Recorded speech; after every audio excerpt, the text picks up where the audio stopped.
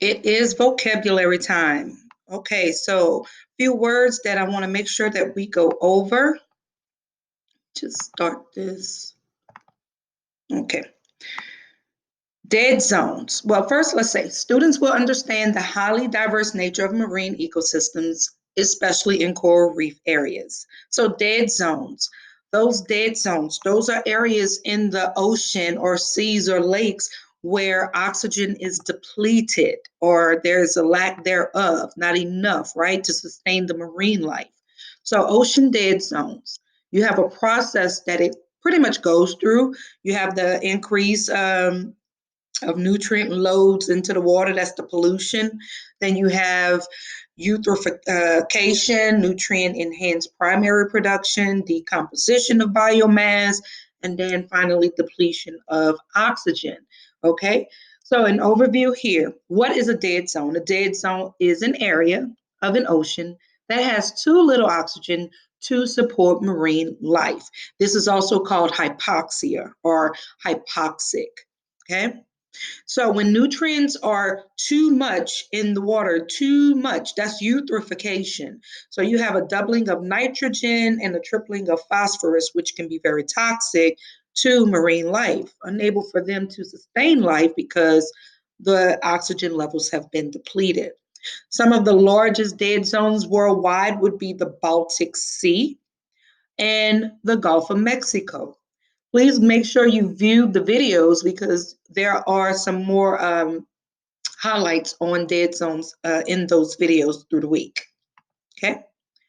So, pollution and oil spill. Now, we can pretty much say that it's not the best thing for water, right? Oceans are polluted by oil on a daily basis by oil from oil spills, routine shipping, runoffs, and dumping. So, of course, Mrs. Jones want to go on a cruise ship. I do. I really do. That's a recreational activity I want to do. However, I do have in mind that clearly there is some oil being leaked or maybe being pumped into the oceans, and I get that. And there are ways that they're trying to prevent more from going into the ocean. So a lot of cruise ships and boats, they have a system in the boat where they're taking in the waste and pollutions and trying to entrap it as much as possible so that when they get to land, they can dispose of it somewhere else other than in the oceans. So oil spills make up about 12% of the oil that enters the ocean. The rest comes from shipping, travels, drains, and dumping. An oil spill from a tanker is a severe problem because there's such a huge quantity of oil being split into one place, right? So, other different types of pollution. If you look over here on this side, microplastic. We talked about the plastic yesterday. You have eutrophication, global warming. You have marine dumping, industrial water, nuclear waste, underground storage leakages. You have all different types of pollution that can happen. Atmospheric water pollution, which can cause that acid rain as well. Okay. And artificial reef. Okay. So, artificial reef, remember, these are man made reefs. So, it can help to protect marine life. An artificial reef is a man made structure that may mimic some of the characteristics of a natural reef. Now, if you look in this picture, you can kind of see the sunken ship in the water. It's right there. You can see it. It's right there.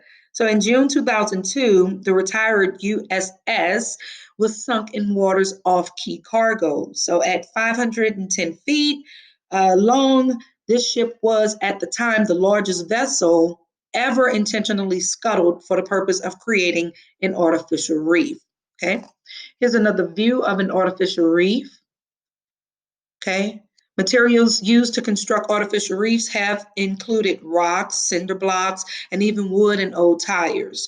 Nowadays, several companies specialize in the design or manufacture these different types of artificial reefs. Remember, they are a good thing to protect marine life. Okay, go back. Overfishing is exactly what it says. there's too much fishing taking place in one area. It is an or should I say exhaustion of food supply or fish supply because it is taking too much out of the marine food web, right? It's pretty much messing it all up. Okay, so there are laws in place for overfishing. However, everyone doesn't always follow the rule. So right here it says illegal fishing. Systemic overfishing is only made worse by illegal catches and trade. So that is those that are trying to go around the rules and regulations, maybe trying to do more fishing than they're allowed to. Okay, so overfishing can be a big problem, and it does mess up the food chain. It affects all levels of the food chain. All right, fertilizer and runoff. Fertilizer and runoff. Now, you have farm areas, they're using pesticides, fertilizer, urban areas, cities, you have drainage systems. All of this is going into groundwater and streams. And where does all water gravitate to? The ocean, right? So, some damaging effects of fertilizers on marine ecosystems. Farmers, they're using fertilizers, right? When planting their crops at these substances, as these substances help many fruits and vegetables grow. That's a good thing, right? However, it's pros and cons. While they're beneficial to crop growers, the toxic substances found in many fertilizers can lead to negative organic reactions. And these are just some pictures of how that fertilizer makes its way to the oceans and ew, it just multiply and grow so much, right? That's a nasty picture. So there you have farmland, and you can actually see how the land is all beautiful. There's fertilizer, they're growing the crops, but it is going to seep into those water areas and those streams and those lakes, which are some way, somehow connected to the ocean. Okay. And then phytoplankton. Just know that phytoplankton is the base of the marine food web, right? They are microscopic marine algae, and they are also those little, how should I say it? They're the start of something new in the marine system because they are at the bottom of the food web. So they are producers. They use photosynthesis to produce their food. So you have those small little fish that can nibble on them and shrimp, whatever. And then you have the other larger fish that can eat those. And you just have this food web, right? So if the phytoplankton is damaged, if it's harmed by a lot of pollution, how is it going to harm all levels of the food chain? Okay, so phytoplankton is very, very important to sustain life. Clearly it has a lot to do with the oxygen system in the oceans as well. Yeah, very, very important. Algae bloom. Okay, so what is an algae bloom? Well, we're going to look at it now. So in algae bloom, it occurs when toxins produce algae and grow excessively in bodies of water. Once again, this can happen when you have that runoff, when you have a lot of pollution going in. The excessive algae growth or bloom becomes visible to the naked eye and can be green, blue-green, red, or brown, depending. Okay? Let's see here. And then gyre. Just one second.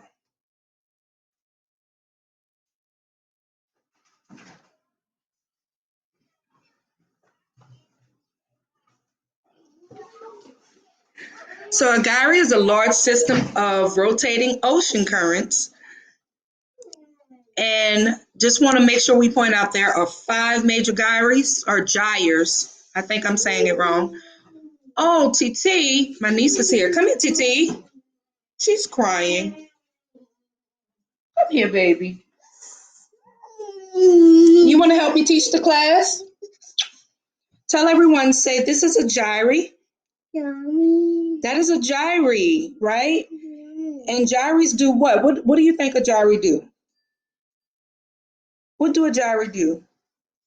Well, they rotate the ocean currents. That's what they do.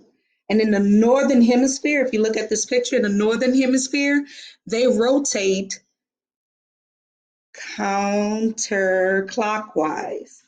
But in the southern hemisphere, they rotate, oh, nope, they rotate counterclockwise in the southern hemisphere. See that? Counterclockwise.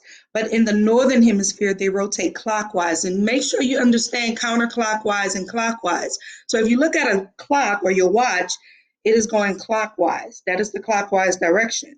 However, I want you to look at the southern hemisphere. It is going counterclockwise, which is backwards, right?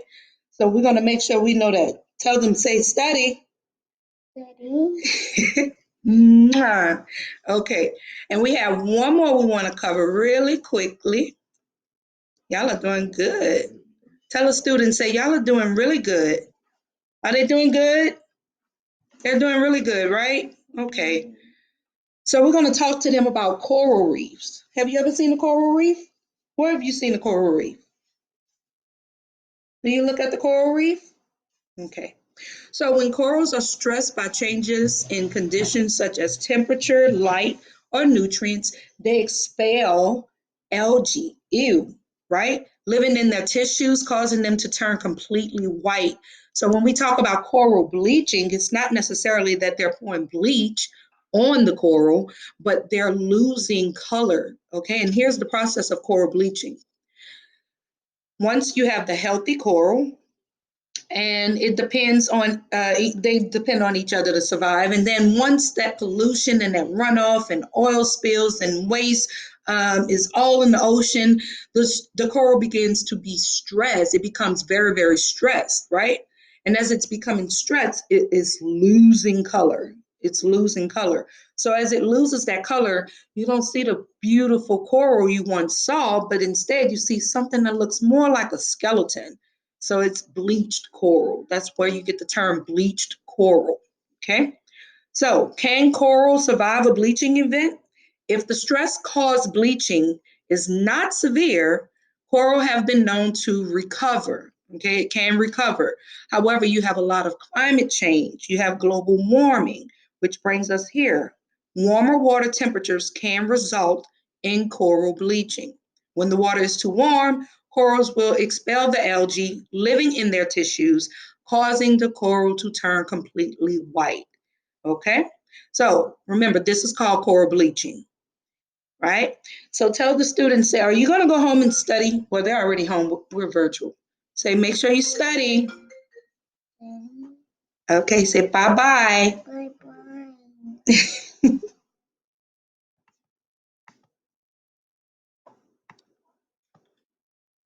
You think that could bring.